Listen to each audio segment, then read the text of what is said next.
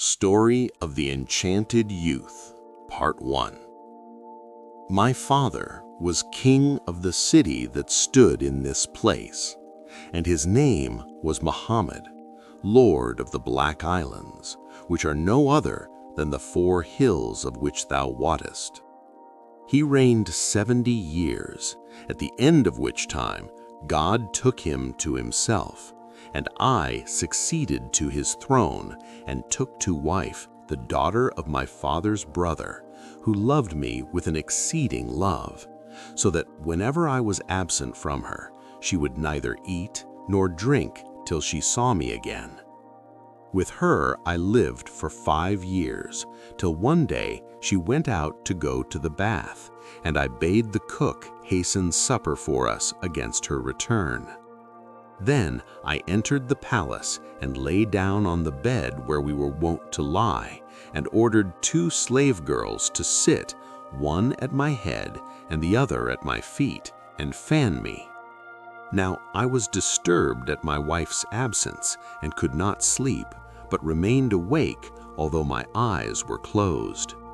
Presently I heard the damsel at my head say to the other one, "O Mesude, how unhappy is our Lord, and how wretched is his youth, and oh, the pity of him with our accursed harlot of a mistress." "Yes, indeed," replied Mesude. "May God curse all unfaithful women and adulteresses. Indeed, it befits not that the like of our Lord should waste his youth with this harlot who lies abroad every night."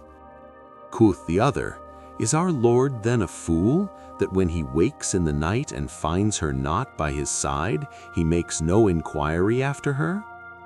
"Out on thee," rejoined Mesude. "Has our Lord any knowledge of this, or does she leave him any choice? Does she not drug him every night in the cup of drink she gives him before he sleeps, in which she puts henbane? So he sleeps like a dead man and knows nothing of what happens. Then she dresses and scents herself and goes forth and is absent till daybreak, when she returns and burns a perfume under his nose, and he awakes. When I heard the girls talk, the light in my eyes became darkness, and I thought the night would never come. Presently my wife returned from the bath, and they served up supper, and we ate and sat a while drinking and talking as usual. Then she called for my sleeping draught and gave me the cup, and I feigned to drink it, but made shift to pour it into my bosom, and lay down at once and began to snore as if I slept. Then she said, "Sleep out thy night and never rise again. By Allah, I hate thee and I hate thy person. I am sick of thy company, and I know not when God will take away thy life." Then she rose and donned her richest clothes, and perfumed herself, and girt on my sword, and opened the palace gate, and went out. I rose and followed her, and she passed through the streets of the city till she came to the gate, when she muttered words I understood not, and straightway the locks fell off, and the gate opened. She went forth and fared on among the rubbish heaps, I still following her without her knowledge, till she came to a reed fence, within which was a hut of brick. She entered the hut, and I climbed up on the roof, and looking down, saw my wife standing by a scurvy black slave with blubber lips, one of which overlapped the other, like a coverlet, and swept up the sand from the gravel floor, lying on a bed of sugarcane refuse, and wrapped in an old cloak and a few rags. She kissed the earth before him, and he raised his head to her and said, "Out on thee! Why hast thou tarried till now? There have been some of my kinsmen the blacks here, drinking, and they have gone away each with his wench, but I refuse to drink on account of thine absence."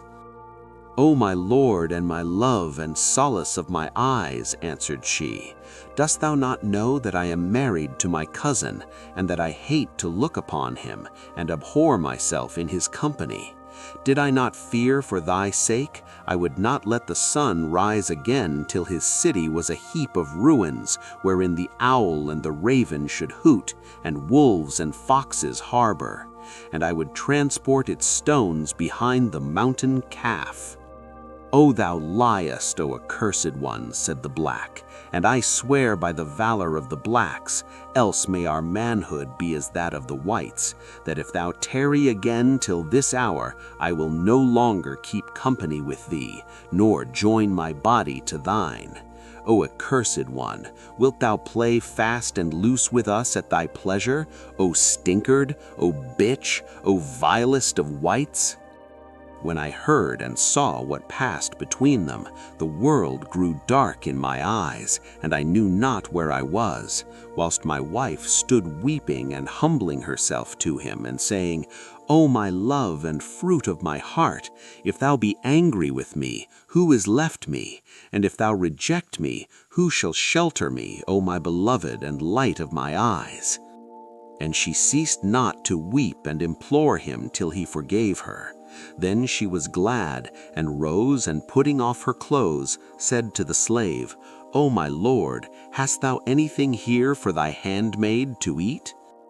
Take the cover off yonder basin, you will find under it cooked rat's bones, and there is a little millet beer left in this pot. Eat and drink.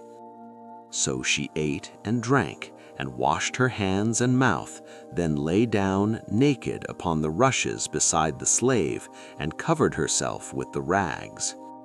When I saw this, I became as one distraught, and coming down from the roof, went in by the door.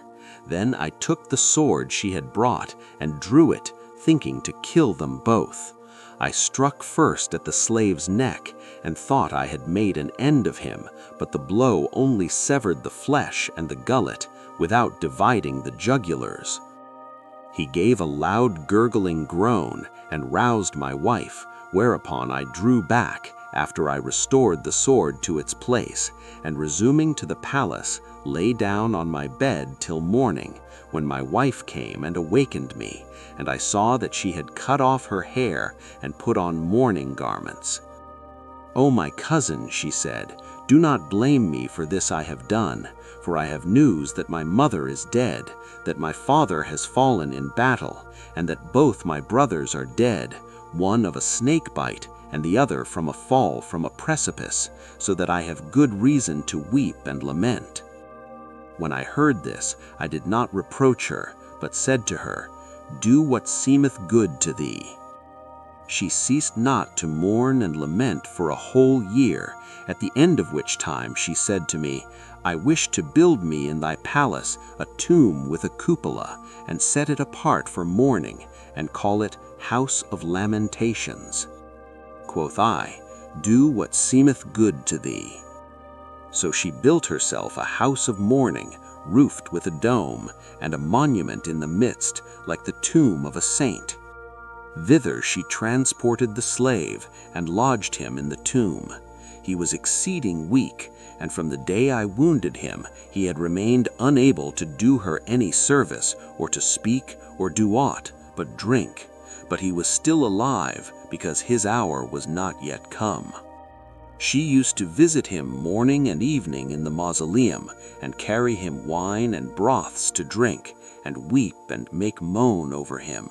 And thus she did for another year, whilst I ceased not to have patience with her, and pay no heed to her doings, till one day I came upon her unawares, and found her weeping and saying, Why art thou absent from my sight, O delight of my heart? Speak to me, O my life. Speak to me, O my love. And she recited the following verses.